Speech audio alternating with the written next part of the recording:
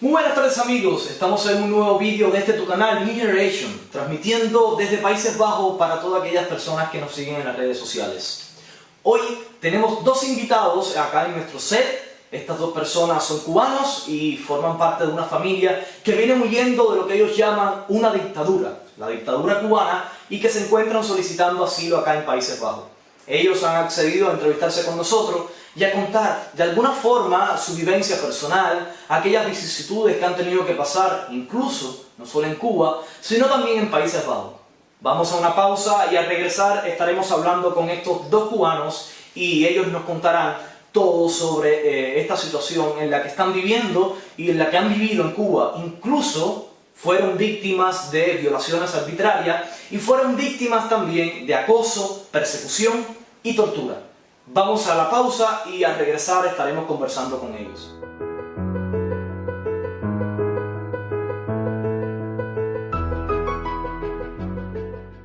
Bueno, ya luego de la pausa, hoy estamos acá en nuestro set con Jacqueline y Víctor, mi tocayo. Hoy vamos a estar conversando con ellos y viendo cómo es la vida en los Países Bajos para los solicitantes de asilo cubanos. Jacqueline, muy buenas tardes por estar con nosotros acá en nuestro programa. Víctor, buenas tardes también. ¿Cómo se sienten? Bien. Bien. Bueno, Jacqueline y Víctor han solicitado asilo aproximadamente ¿hace cuántos meses atrás? Vamos en 8 meses. Hace 8 meses que se encuentran en Países Bajos y bueno, ellos han terminado un proceso de asilo y que ellos nos van a hablar un poco a grandes rasgos cuáles han sido sus experiencias en ese primer proceso de asilo, porque ustedes van a comenzar uno nuevo. Ajá. Sí. Bueno, a ver Jacqueline, cuéntanos más, cuéntale a los que nos están viendo cómo ha sido ese primer proceso de asilo y cuáles han sido las piedras de tropiezo para esa solicitud de asilo de un inicio. Bueno, nosotros entramos aquí a Holanda el 29 de diciembre y entonces pedimos asilo porque le venimos huyendo al régimen castrista por varias cosas que nos han hecho allá, como registro, descomiso. La policía de allá nos torturó, nos estuvieron 7 días presos, nos dieron muchos golpes. ¿Ve? Y entonces encima de eso nos llevaron a juicio y no sancionaron a mi esposa 2 años de privación de libertad, a mí a 1 año y a mi hijo 9 meses. Jacqueline, a la hora de ustedes solicitar asilo acá en Países Bajos, según tengo entendido, sufrieron una serie de acontecimientos, una serie de situaciones con el Vluchtelingwerk, que es el Consejo Holandés para los Refugiados, donde juntamente con el abogado designado por el Estado holandés y el Servicio de Inmigración y Naturalización de Holanda, les denegaron su solicitud de asilo. ¿Qué sucedió ahí? Sí, muy cierto fue que al denegarnos la solicitud de asilo, yo quise hacer una apelación porque estaba en mi derecho, y entonces la de la Vivien, el contacto persona que tenía aquí, me dijo redondamente que no podía hacer la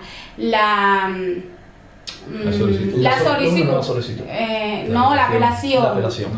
Y entonces yo le dije que sí, que yo estaba en todo mi pleno derecho, y ella llama al abogado y entonces el abogado me dice que no, que ya mi caso estaba redondo, que él no podía apelar. Entonces eso es un derecho que tenemos aquí en Holanda, de apelar y de llevar hasta el final el proceso que tenemos nosotros.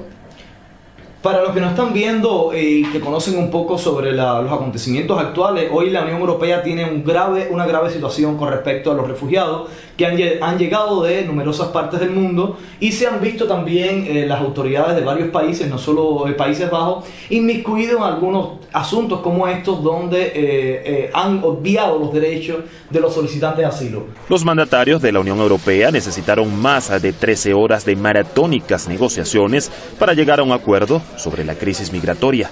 Reunidos en Bruselas, los 28 cerraron la primera jornada de la cumbre con un acuerdo sobre la migración. decidieron crear centros controlados en los países miembros para separar a los refugiados con derecho a permanecer en los 28 de los inmigrantes económicos que serán devueltos a sus países de origen. El más feliz del acuerdo alcanzado fue el primer ministro italiano Giuseppe Conte, que salió de la reunión con una cara victoriosa. Conte, cuyo gobierno populista cerró sus puertos ante los inmigrantes varados en el mar, había amenazado con vetar las decisiones de la cumbre si no se atendían sus exigencias. De este Consejo Europeo surge una Europa más responsable y más solidaria. Italia ya no está sola. No todos están tan satisfechos con el pacto como el premier italiano. Para el presidente del gobierno español, Pedro Sánchez, este pacto no es el mejor, pero destacó que es positivo para España ya que recibirá fondos europeos como un país de migrantes en el sur de Europa. Creo que también es una buena noticia para España en el sentido de que en las conclusiones del Consejo se reconoce la intensidad, el crecimiento de los flujos migratorios en la ruta del Mediterráneo occidental. Se reconoce la labor que está haciendo España como país para abordar esos flujos migratorios. Víctor, ustedes van a solicitar nuevamente asilo acá en Países Bajos. ¿Cómo va ese proceso? ¿Qué es lo que tienen que hacer? A grandes rasgos, ¿qué quieras explicar? Bueno, ya estamos en eso, en un nuevo proceso mediante unas asociaciones que hay aquí en los Países Bajos y ya estamos en estos momentos separados pero juntos porque mi esposa está durmiendo en un lugar que le dicen OFAN, yo y mi hijo dormimos en otro lugar y estamos bajo proceso, iniciando un nuevo proceso. Ya no la BBN nos ha dicho que ya encontró abogado, que nos va a poner un abogado y ahí vamos, esperando a empezar el nuevo proceso. Jacqueline, mi próxima pregunta es para usted. Es decir, ¿cuáles fueron las causas reales que te llevaron a alejarte de tu familia en Cuba, que aún tienes familia en Cuba? ¿Cuáles fueron las causas reales que te llevaron a viajar tantas horas, tanta distancia y venir a este país a solicitar asilo? Ya como te comenté, Víctor, anteriormente, nosotros le venimos huyendo al régimen, un régimen que es muy abusivo. Fotos les muestro de cómo quedamos después que nos dieron la mano de golpe, que nos estuvieron 7 días presos, incomunicados, sin podernos ver con nuestra familia, y ahí en esa foto vas a ver los golpes que a los 7 días nos quedaron. Y entonces fuimos torturados, tuvimos tortura. Mi hijo en ese entonces era 17 años tenía. 16. Y entonces mi esposo estuvo a punto de un infarto. Y entonces nos dieron certificados médicos, estuvimos en el hospital, nos atendieron y todo, pero nada, como siempre y es igual, el régimen una vez más estuvo la de ganar, porque entonces ahí nos acusaron ellos a nosotros de atentado, ¿ves? Y entonces siendo nosotros los perjudicados. Jacqueline, quizás para alguna de las personas que están viendo este video y que viven en un país democrático, donde se respetan las libertades, los derechos, quizás para algunos les resulta un poco difícil de creer que estas cosas sucedan hoy en día en la Cuba de hoy, en esa Cuba que los turistas van a vacacionar y que la pasan de maravilla.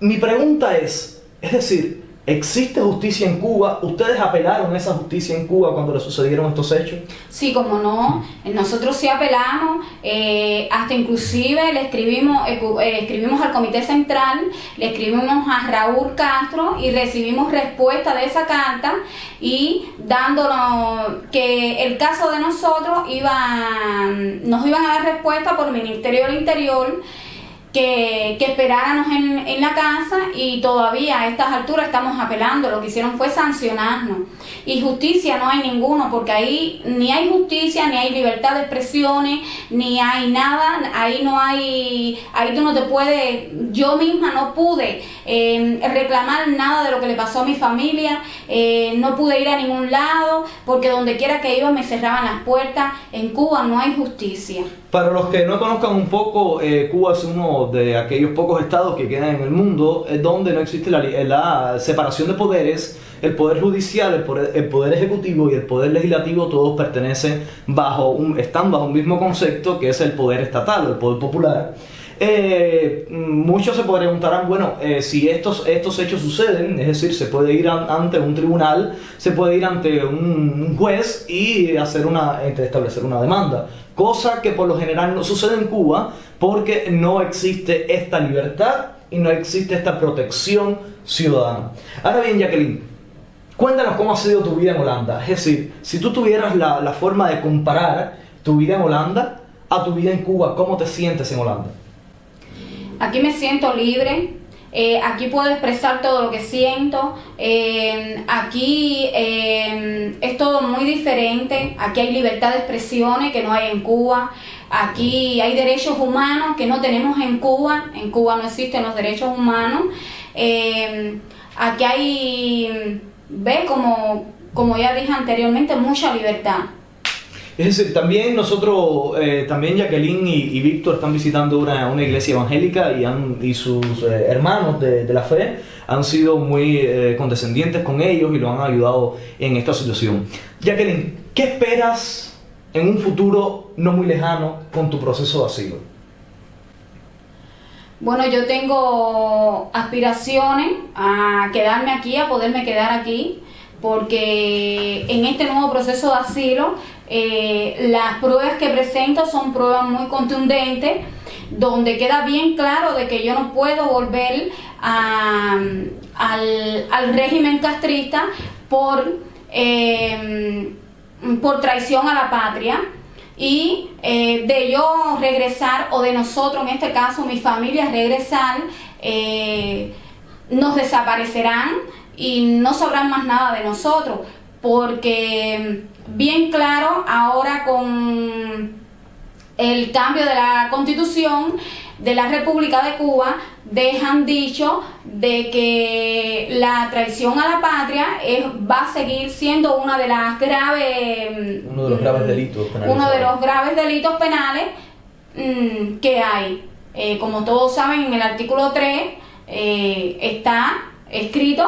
Sí, los que han visto un poco nuestros vídeos sabrán que, bueno, cada vez que tenemos un invitado siempre queremos saber sus opiniones sobre estos nuevos acontecimientos en Cuba, porque somos de los que creemos de que los cubanos, estén donde estén, tienen derecho a ser actores también de la realidad social, política y económica de su nación.